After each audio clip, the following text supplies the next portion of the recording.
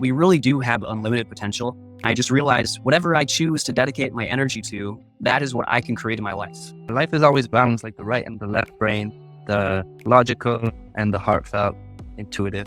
Yeah, Balances. If you really want to do it and you push yourself a little bit outside your comfort zone, it can help a lot. For a lot of people, just starting off with fruit for breakfast, even if you don't change anything else, just switching my breakfast to fruit, getting something hydrating for both my energy levels as well as how I was thinking. The majority of the food that we eat should be wet or hydrated. When I go shopping now, I'm going to keep in mind like 5 stars. I need 5 stars for myself. Yes. Excited to talk to you, Matt. We're going to talk about raw foods. Of course, I'm raw Kuba, you're raw intuition. We're all about the raw foods. But for me, raw foods is like a base for all the other aspects of life. I know we've talked about that before too.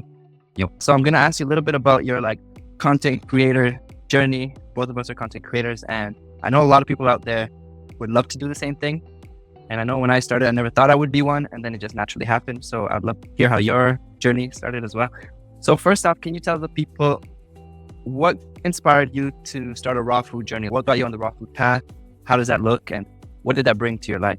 Yeah, I also got into this by accident. I'm from Minnesota here in the US, so it's a big meat and potatoes culture. And so I grew up standard American lifestyle and diets, had a lot of health issues since pretty much the beginning. Really bad eczema, asthma, super dry skin. My parents would be putting cortisol cream on me all the time as a little kid. And steroid, right? Yeah, steroid cream. Yep. And thankfully, because the doctor kept prescribing it, and eventually the pharmacist that my mom would do the refills through, he finally said, hey, you shouldn't be giving a baby steroid cream so often. So thankfully that pharmacist said something and my mom stopped doing that. So yeah, and I had colds and flus pretty frequently growing up. I think a lot of kids, especially in the US, experience a lot of these things, but I thought it was just a natural thing. I thought everybody just had to deal with that. It was just part of life.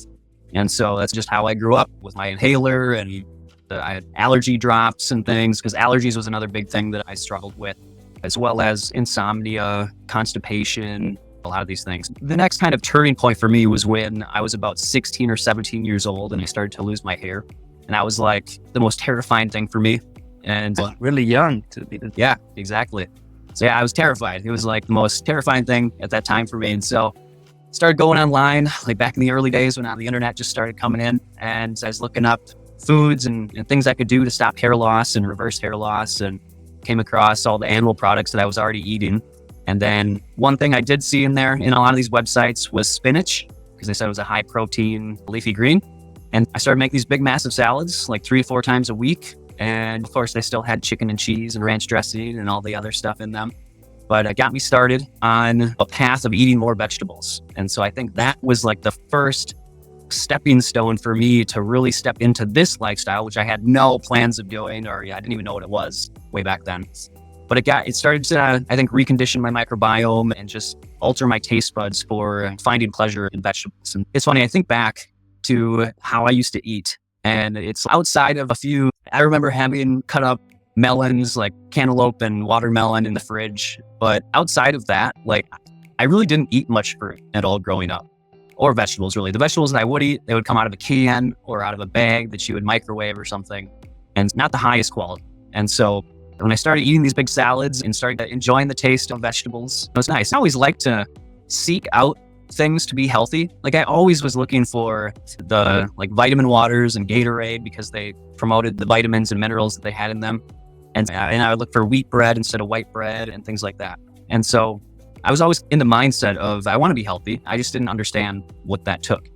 And yeah, as I was, again, looking for ways to reverse my hair loss, that was the main pushing factor. There was a few other things, but that was the main thing. So I was always looking for things like skin issues, asthma, all this stuff, where you're like, my hair, no, we gotta do something.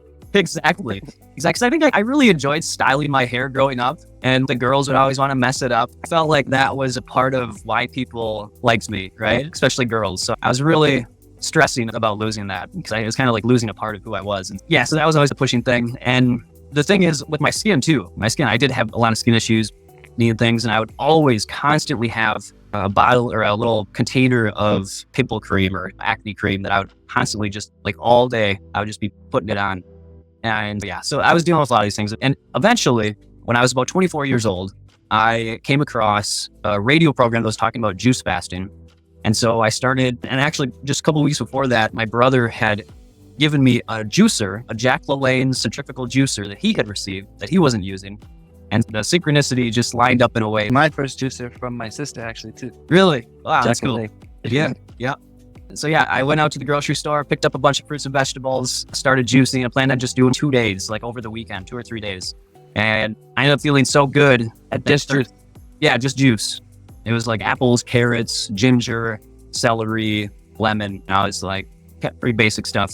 And I felt really good. Like my skin was already like looking better. I was sleeping better already just after a few days. And so my energy was so much better. And so I kept going. I just took it day by day. I'm going 10 days. And I lost weight. I was again sleeping better. My energy was better. My skin looked much better. So I was just like blown away. And one of the things that I always mention is that maybe the biggest thing that I noticed was the mental shift that I experienced after those 10 days. And I was falling into a depression because of my hair loss and some other things. And so I developed these really toxic, self-critical thought patterns. And so I was very down on myself. As I got in my later teenage years and early 20s, I was really relying on alcohol a lot to mask that. It really allowed me, at that point, that was like how I would feel the most comfortable being social, which I think a lot of people can probably relate to. So I used alcohol quite a bit throughout that time to mask the uncomfortable feeling I had with myself. And people, I was a pretty happy and like fun person when I was drinking. And so I found it an easy way to make friends. And so that was just one of the tools that I was using at that time.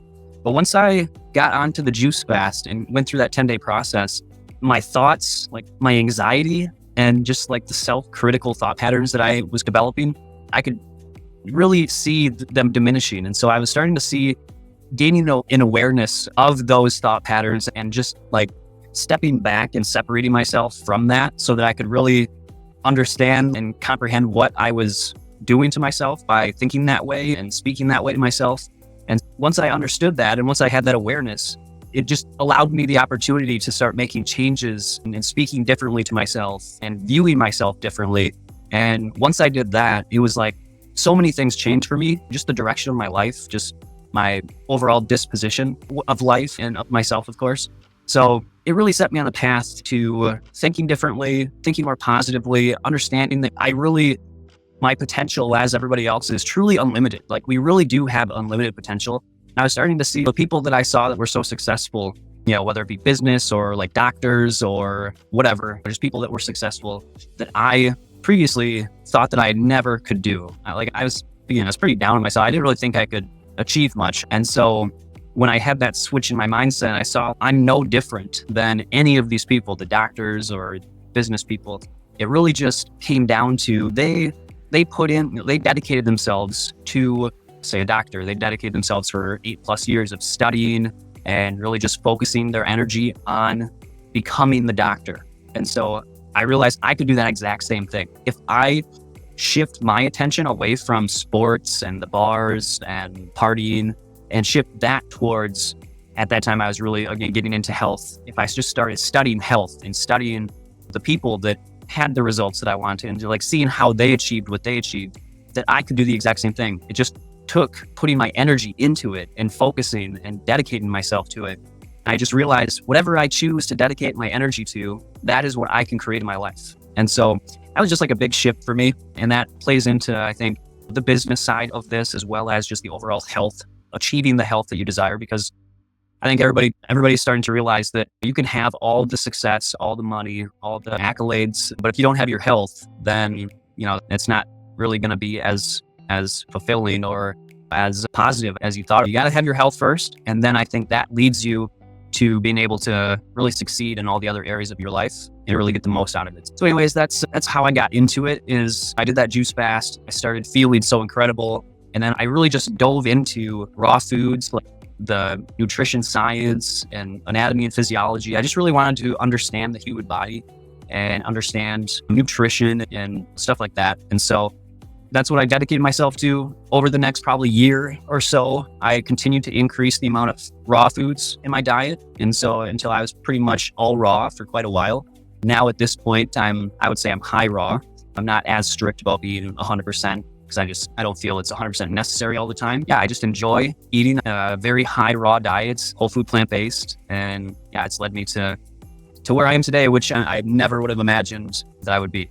Yeah, I suppose growing up how you grew up, getting medications, eating standard diets, not being taught anything about nutrition and health, and then all of a sudden trying nothing but raw juices for 10 days and feeling like the incredible transformation naturally led you to wanting to understand it more, to learn more. How is my body like reacting so differently to this food? There's got to be more to it. And I guess that just took you to where you are today. Yeah. You're a bit of it. You have a big scientific approach to your stuff, I see.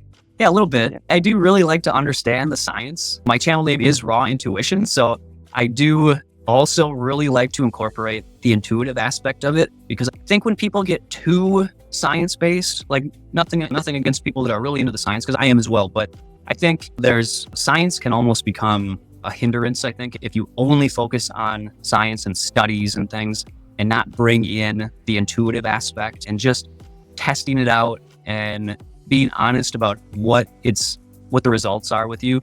Because I think when you get too much into the science, you take away just the fun of it, the fun of just being healthy. If you're like if you get too anal about hitting every single nutrient rather than just trusting that nature provides what we need to a certain extent. I do appreciate the fact that there are certain nutrients due to the farming practices, due to agriculture and the system that we live in and all the environmental pollutants and things that do necessitate some maybe supplementation or just a more focused approach on some things. But in general, I think if you get too much into the science, and plus understanding how the science works and knowing that the funding can dictate the result of the study, just learning how to interpret the science that's out there, because everybody knows now that you can find a scientific study to back up any view that you want. Yeah.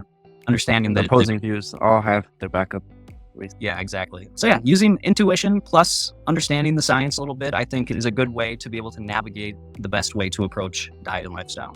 Yeah, life is always balanced, like the right and the left brain, the like logical and the heartfelt, intuitive.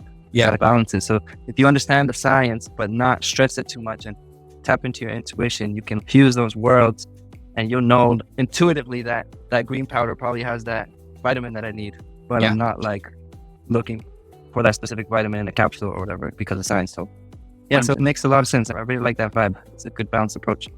I was curious, you mentioned your juice fast, and I know a lot of people when they get on juice or raw foods or any kind of cleanse, they start feeling like symptoms. They might feel bad. And I've met a lot of people in my life who are like, oh, I did 3 days of juice, or I did 3 days of watermelon, or I did 3 days of this, but I couldn't do it because my stomach or this or that, and they had to stop. And I know that's a cleansing reaction, but most people don't understand that.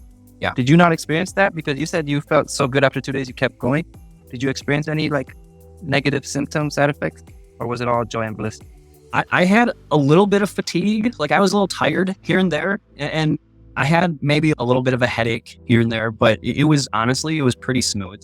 As I said, when I was like 16 or 17, I started making these big, massive salads. Mm-hmm. I think that's one of the things that made my transition into this lifestyle extremely smooth, because I already was starting to get in all of the fiber and the phytonutrients and all these different plant compounds that readjusted my microbiome, that I think most people, when they get into this lifestyle or they go on a juice fast, they go from McDonald's to a juice fast. And so that is why I think most people struggle. They have some of those detox reactions. Whereas I was prepping myself before that juice fast unknowingly by eating these big salads multiple times a week and just looking for little things I could do to make myself healthier even before I got into that. So I think it was my thought on that is that it was the big salads that I was continually eating like years before I got into the juice fast. Okay, so would you recommend people transition before they get into a fully raw or a high raw or even any kind of cleanse or diet like that? What do you recommend? How do you recommend someone start? Say they're eating McDonald's regularly with their family, like a standard diet, American or whatever their culture is. How would they get started? Yeah, that's a great question. It does depend on the person. So it's going to be different for each person depending on where they're coming from and their health and diet status at that point. For a lot of people, I think just starting off with fruit for breakfast is a good way, even if you don't change anything else. This is how after that juice fast, for me, this is what worked for me. And again, I was already eating the salads, but I started off with just switching my breakfast to fruit, eating something hydrating, because I realized how important the hydration was for both my energy levels as well as how I was thinking. And so I think starting the day off with something hydrating is super important. And then as I got comfortable with the fruit for breakfast, I started shifting my next meal, which was lunch. And so then I started having a big salad for lunch, and then I would have my regular dinner for dinner. And so I would do that for a while. And then once I felt good with fruit for breakfast, salad for lunch, and my regular dinner, then I switched fruit for breakfast, salad for lunch, side salad with my regular dinner. So over time, that side salad continued to grow, and the regular food that I was eating continued to get smaller. And then I started feeling like I needed something a little more. So then I went from fruit for breakfast and then fruit for lunch as well. And then a bigger salad for dinner with whatever else. And so it was a smooth transition, like over a year's time of kind of just adjusting and gradually working my way into it. And then eventually I got rid of all the junk that I had previously been eating, and I replaced that with just a big, massive salad and fruit for dinner. So it was fruit for breakfast, fruit for lunch, and then a little bit of fruit and a big salad for dinner. And that I'm saying like you needed a little more, you ate more fruit. Is that because fruit is more calorie dense than the salad? Exactly. Yeah. Because I was losing more weight at that point. And so I realized I need more calories. And yeah, that bringing in more fruit. And I think that's also where people run into issues is a lot of times they don't realize they feel like they're eating a lot because fruit is a lot of water and fiber. And so it fills them up and they're not really getting as many calories as they used to be. And so they can drop weight faster, which is great if somebody's trying to lose weight. But if somebody doesn't want to lose weight, you have to look at how much energy are you bringing in and also your output. But I think most people fall short with how much they're bringing in, especially in the beginning. Just something for people that are just starting out to think about is use something like Chronometer to just get a gauge of where you're at, just a rough estimate, and go from there. Yeah, to count your calories. Yeah. Yeah, I think your approach is really sustainable and really smooth. That was a great approach. I think one day I'll clip that part of how you explained how you started with the fruit breakfast and you got the salad for lunch and then side salad for dinner, and then that basically evolved. I think that's a really good approach that a lot of beginners can learn from. Yeah, thanks. And some people do like to just jump 100% right away. For people that I've worked with, the way that I did it tends to work better long term. There are a lot of people that will jump in full board, 100% raw, like all fruit right away. And they do okay for maybe a little bit, but then they bounce back and they fall off. And a lot of times the people that I see doing that don't last long term. So that's also why I do recommend that you kind of ease into it and get comfortable. As you're doing that, study the people that are successful long term.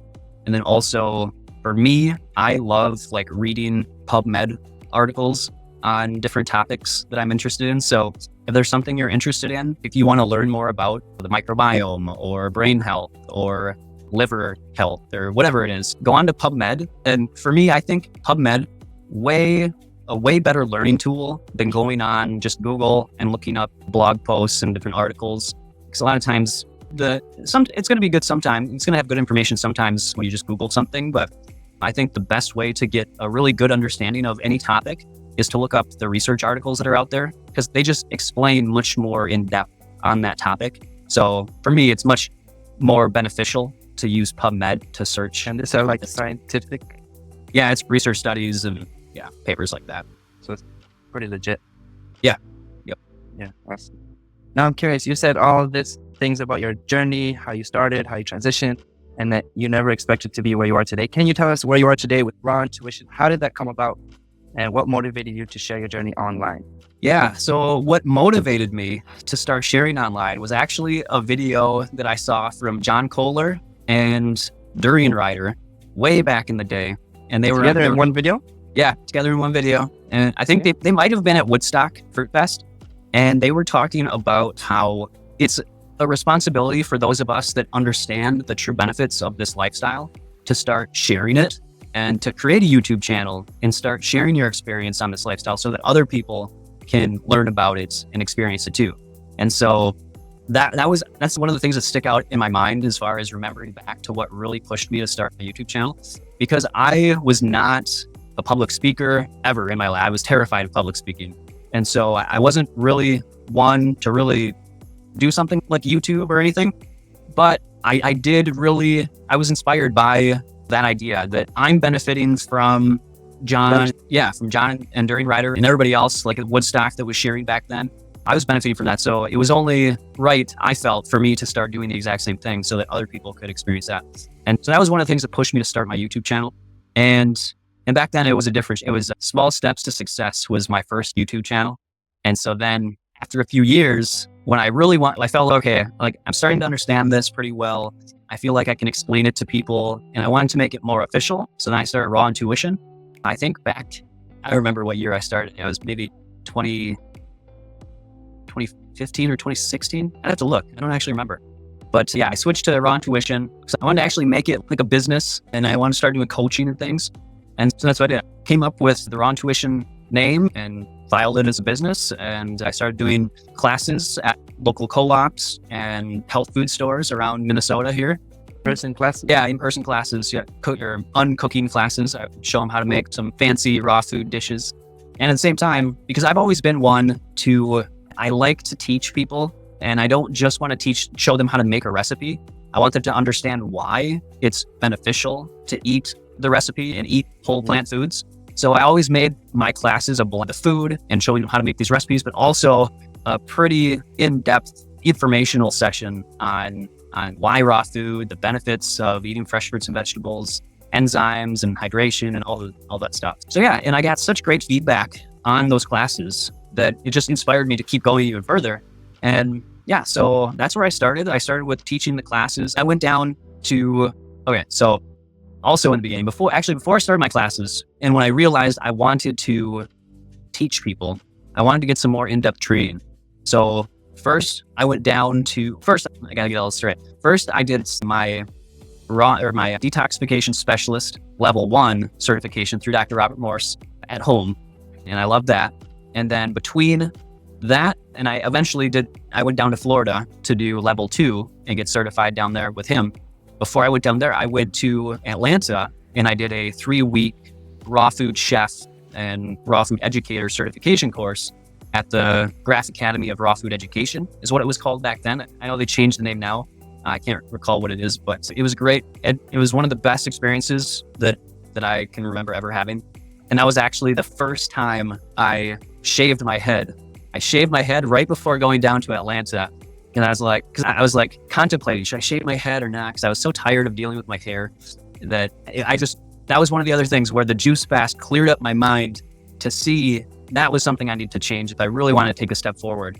Was I have to get over this hair thing because it consumed me. And so I shaved my head and went down to Atlanta for 3 weeks. And it was like a rebirth, like a renewal of your spirit. Yes. And so, yeah, but it was an amazing experience. So yeah, that's what I started off with, was getting a little more in-depth education. So I did the Dr. Morse certification as well as this raw food chef and educator certification course. And that gave me the confidence to start teaching the classes. So then I started teaching the classes and then I started getting all this great feedback. And then I started really trying to get more into YouTube and put out consistent content. And yeah, and really YouTube was one of the best things. That was the other thing that really pushed me to do YouTube more, was because I realized that I wasn't a great public speaker and I just was not comfortable. I was honestly terrified of it. And so using YouTube as a way to improve my communication skills was what I was also using it for. So one, I wanted to really just share my experience to allow other people to be exposed to this information, but also I wanted to develop my communication skills. And so I used YouTube to learn how to speak better and how to present better, and you just get more comfortable with that. That's very interesting. So YouTube was a big part of your online journey.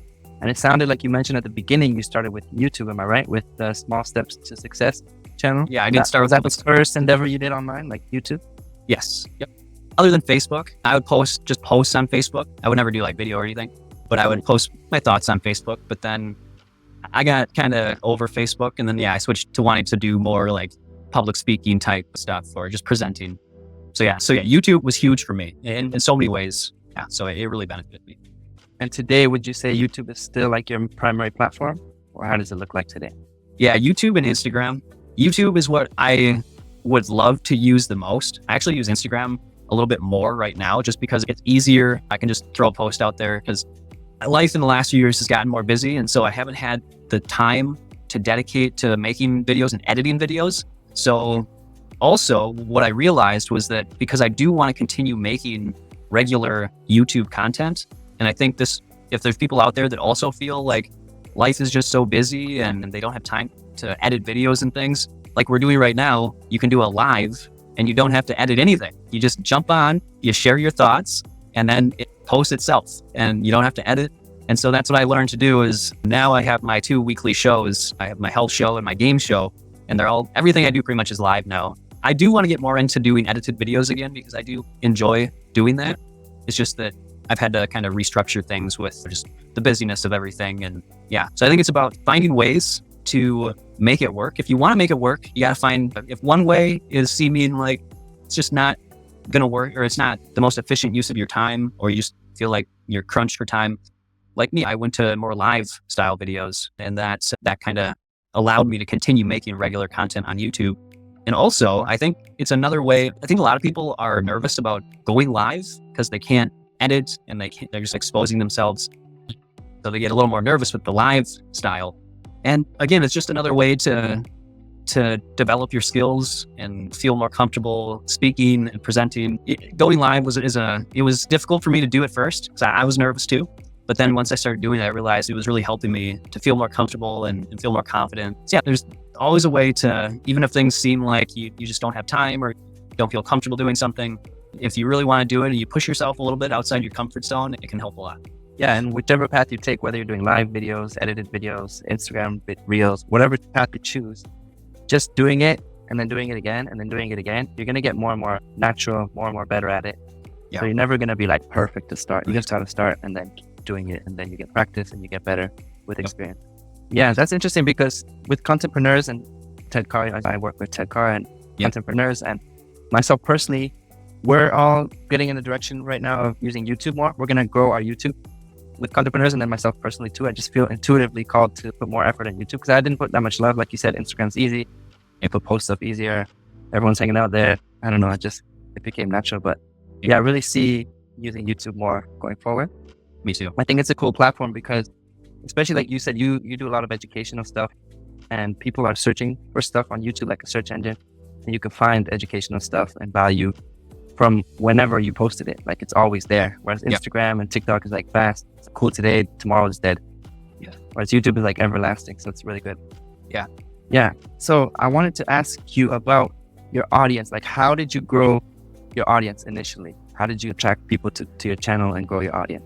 Yeah. So for me, it was not an easy thing to do to grow my audience. It didn't happen overnight. It didn't happen fast. And I still, on YouTube, I've got 10,500 subscribers. I wish my channel would grow a little faster, but for me, I look at it, I don't get discouraged by that because I do see other people out there that start their channels and they're at like 60,000 within a couple of years. And I'm just like, all right, but I don't get discouraged by that because for me, it is about growing my following, but it's also still about developing my understanding of what I teach, better ways of educating people. So I look at it as I'm looking at it in terms of the long game, where I understand that the longer I'm in this, the better I'm going to be able to teach people, the better I'm going to be able to create products that are going to be valuable to people. That's one thing that I see is people that don't see the results right away. They go off, they either go carnivore or they find another niche that they can try and grow with. So wait, I think are you talking about like for the personal health or as content creator? For content creators. They'll change their diet and lifestyle for content? I think so. That's what it seems like. Wow. That's what it seems like. I could be wrong, but that's just my perception, is that I think some people see an opportunity in raw foods or whatever niche they're looking at. And if they don't get traction right away, they'll switch it up because they know that there's an opportunity somewhere else. And I don't know, that's just my hunch, is that's what sometimes people might do. But if there's somebody out there that really is wanting both true health and a sustainable business, if they're trying to make it a business, the best thing you can do is look at it in terms of the long game, I think, because again, you look at anybody out there that's successful with this, they've been doing it for decades, or people that are the most well-respected, it's people that have been doing it for so long. And so I just understood from the beginning that I just gotta keep, working away at it, just keep studying, keep, you experimenting on myself and seeing what works and what doesn't work.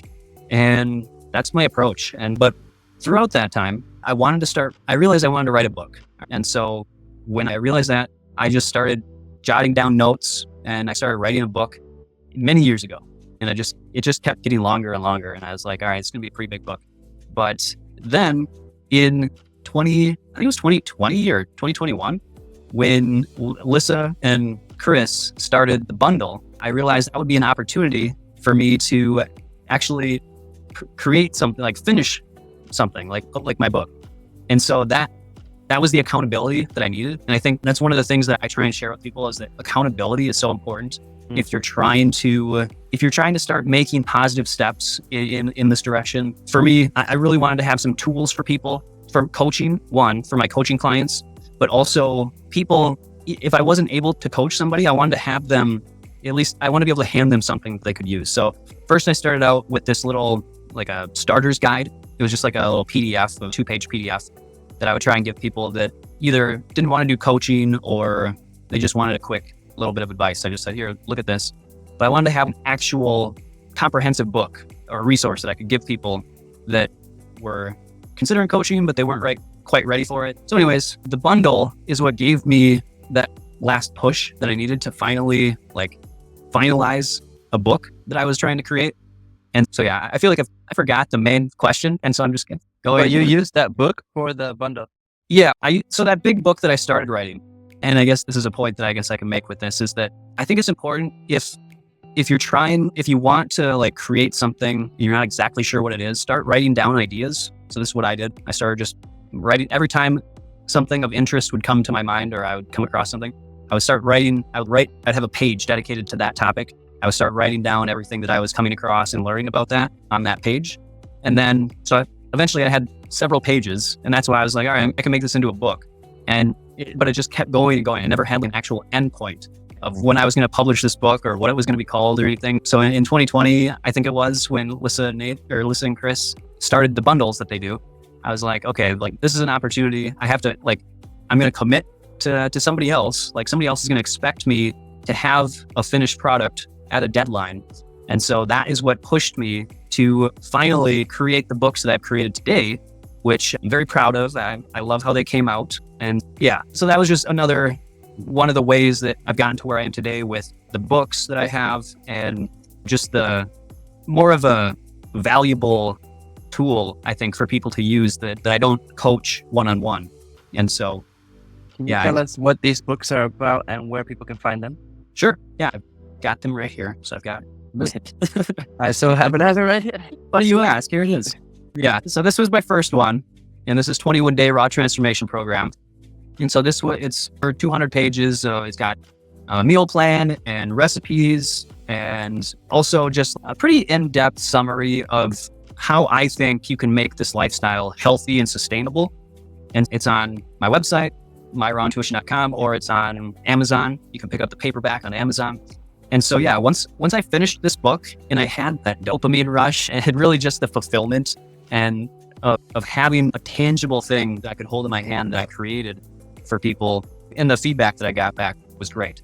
It just drove me to want to create more.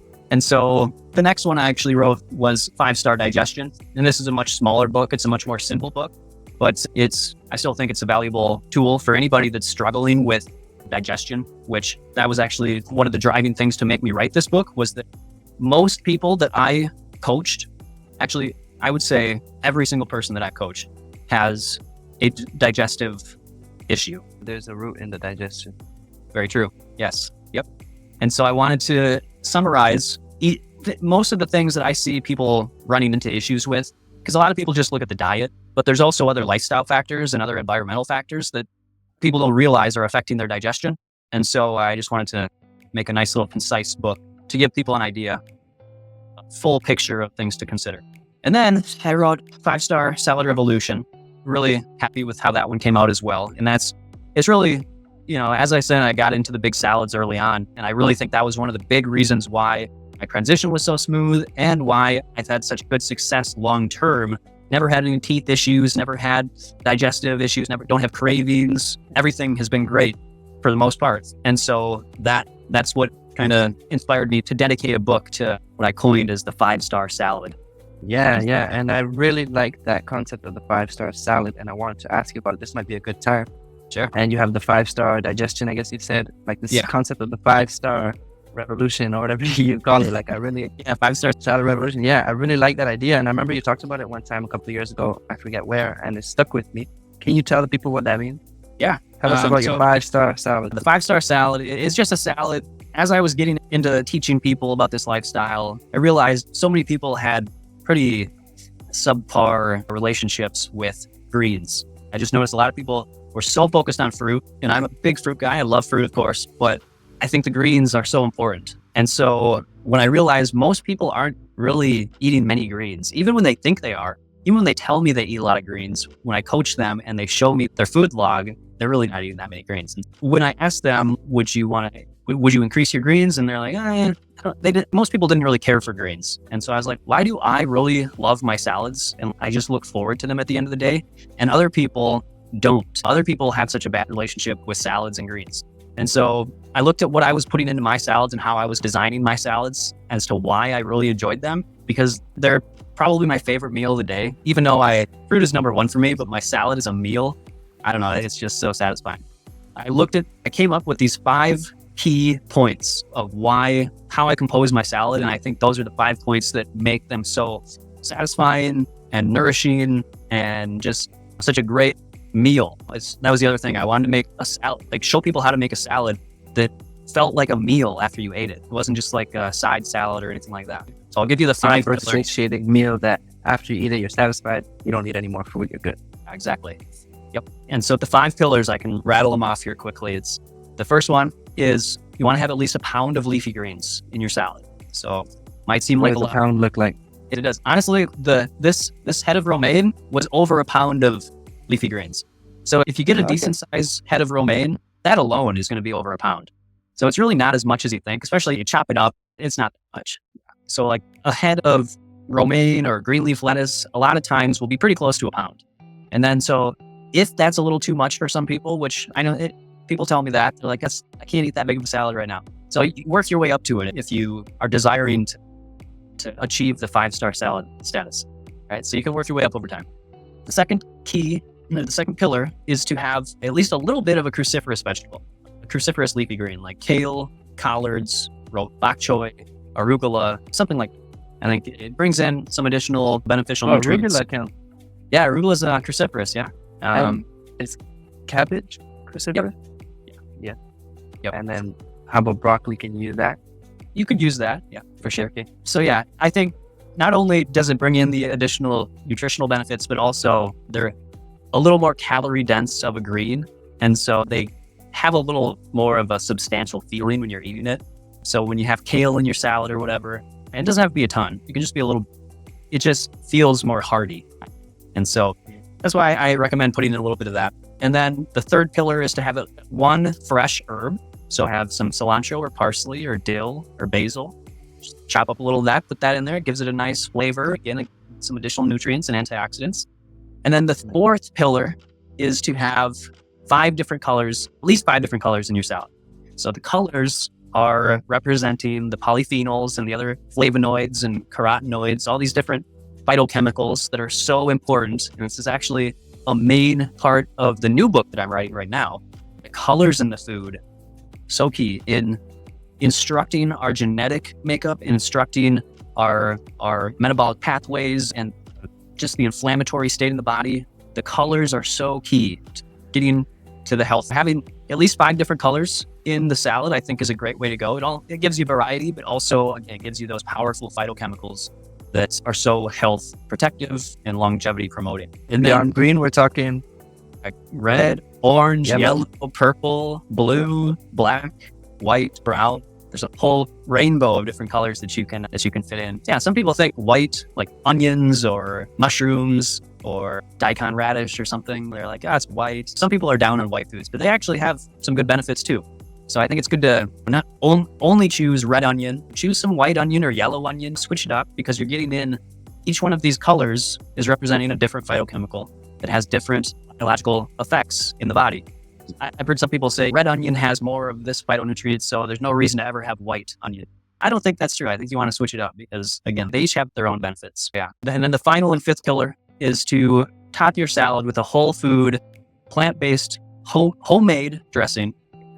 This one, I think there's 21 different salad dressing recipes, and they're all whole food, plant-based, no oil, nut and seed based for the most part. There's some no fat dressings. I prefer to have a nice fatty dressing on my salad, so I use nuts or seeds and blend that up with some lemon and some herbs. I thought you were going to say avocado, but also the nuts and seeds. You could do avocado too. I do that sometimes. I'll just put on a half of an avocado with some lemon juice and maybe some red pepper flakes or something, mix that around, and that can be a dressing too. As long as it's not like a bottled, I try to get people to stay away from the bottled store-bought dressings because a lot of times they're going to have preservatives and emulsifiers and flavor enhancers and things. So I think it's best to make it at home if you want to have the best results.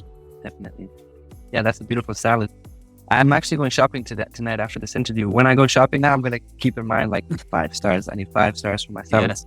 Because sometimes I'll neglect some of the stars. Like I don't always think of the herb, even though I love putting the herb in the salad. I won't always think about making something cruciferous in there. Yep. I do always have greens and I do always have color, but I didn't think about having 4 colors. Sometimes I might only have 2 or 3. So good to keep in mind when we're shopping, 5 stars with the salad.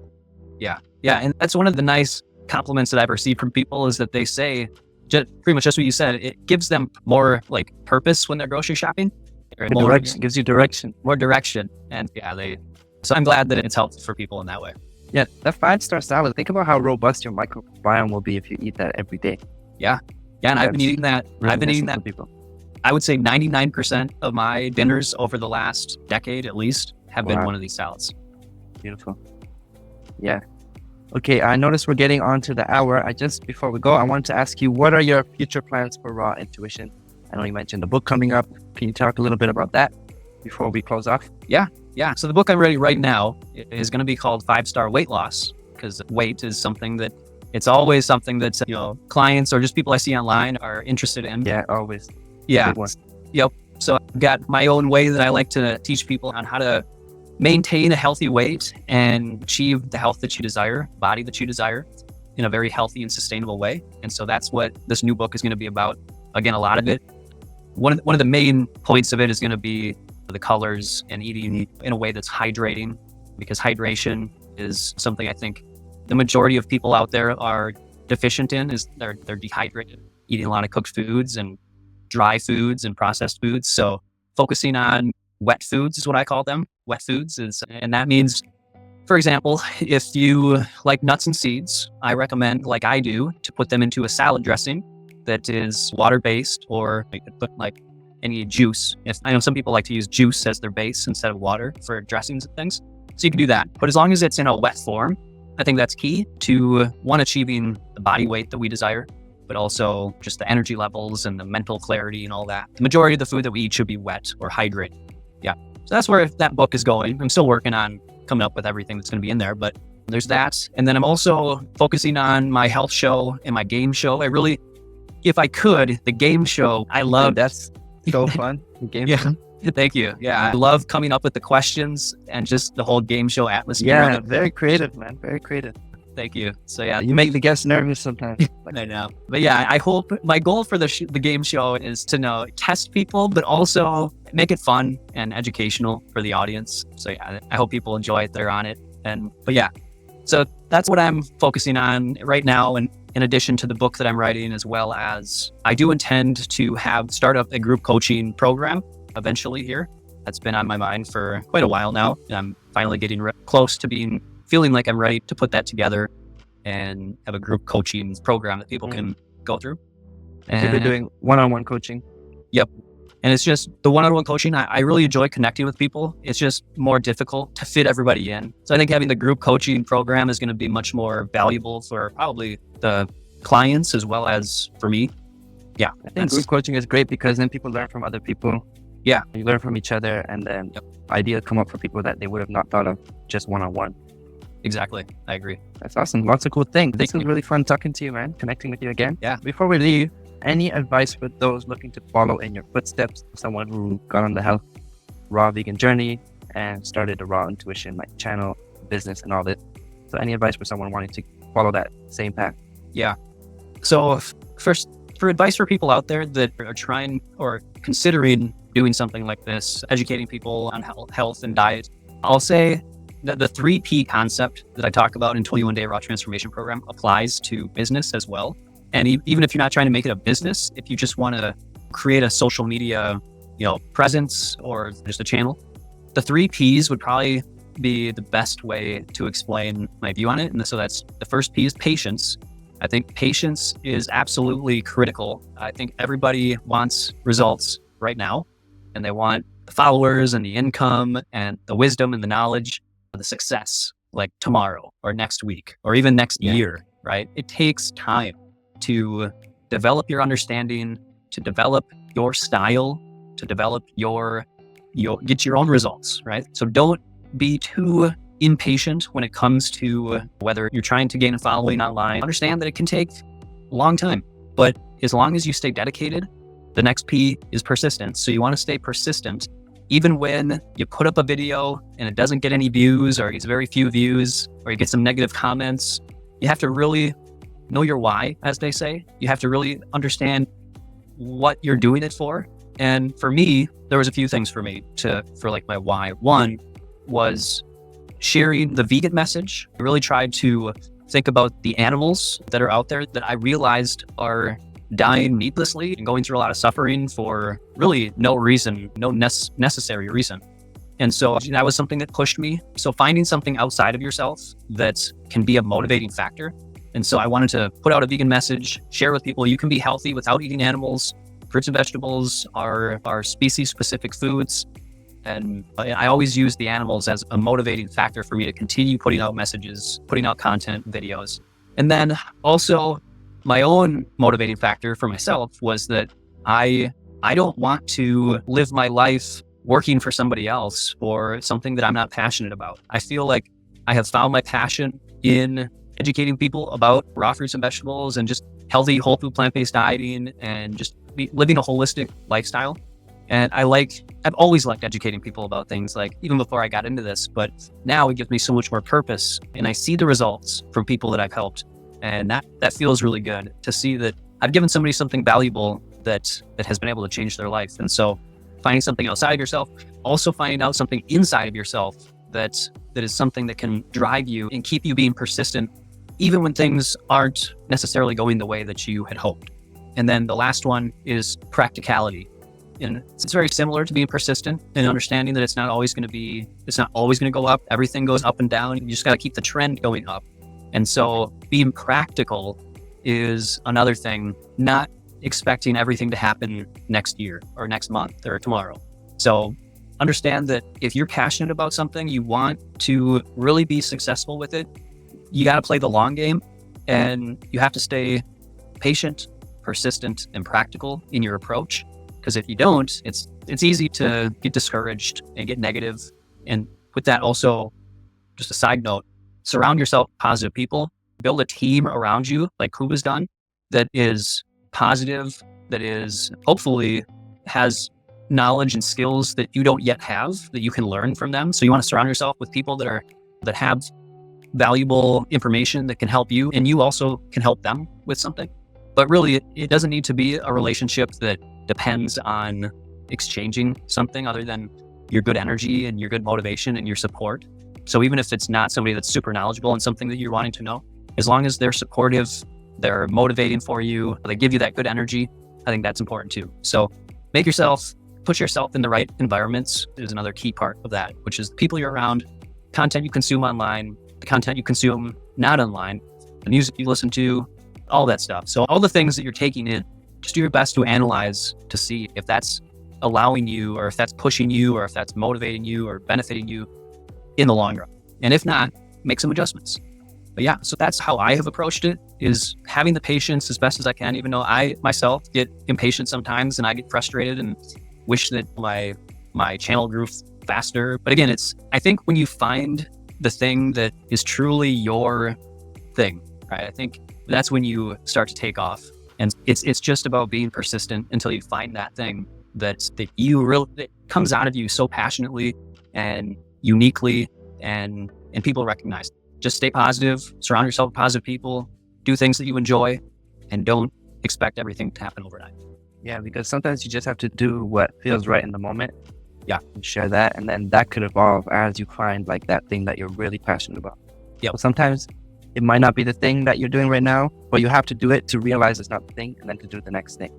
Yes. But if you're not taking action, you will never realize that. So you have to take some sort of action, be patient, keep persisting, evolve as you go, surround yourself with the right people. The third P was Persistence. practicality. Yep. Yeah, okay. So you have to be practical in your approach as well. I really like the idea of connecting with the right people. There's so many communities online nowadays of like-minded people with whatever it is that you're passionate about. You connect with people in those online communities. You can find accountability partners so you can push each other and motivate each other. And yeah, that's the way to go. Definitely. Awesome, Matt. Thank you so much. You shared a lot of knowledge and wisdom and inspiration.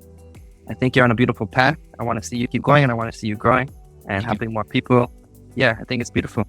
Can you tell people where to find you and how to connect with you? Sure. And right back at you, Kuba. I appreciate you and love to see what you're doing. So likewise, I can't wait to see where your content and everything goes too. My website is myrawintuition.com.